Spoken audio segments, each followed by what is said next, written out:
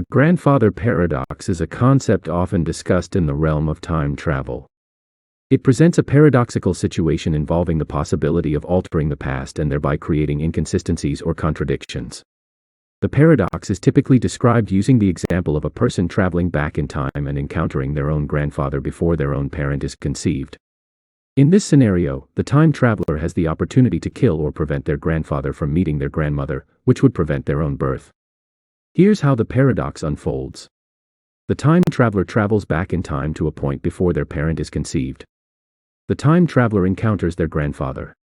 The time traveler, intentionally or accidentally, causes the death or prevents the meeting of their grandfather and grandmother. As a result, their own parent is never born. Consequently, the time traveler, who is the child of their parent, is never born. If the time traveler is never born, they cannot travel back in time and alter the past in the first place. This creates a contradiction. If the time traveler was never born, how did they travel back in time to cause the events that prevented their own birth?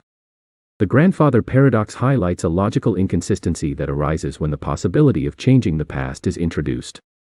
It challenges the notion of causal relationships and the concept of a single timeline. If changing the past is possible, it leads to a contradiction where events can cause their own erasure. The grandfather paradox is one of the many paradoxes associated with time travel, and it illustrates the challenges and complexities that arise when contemplating altering the timeline. It raises questions about the nature of time, causality, and the potential consequences of manipulating the past.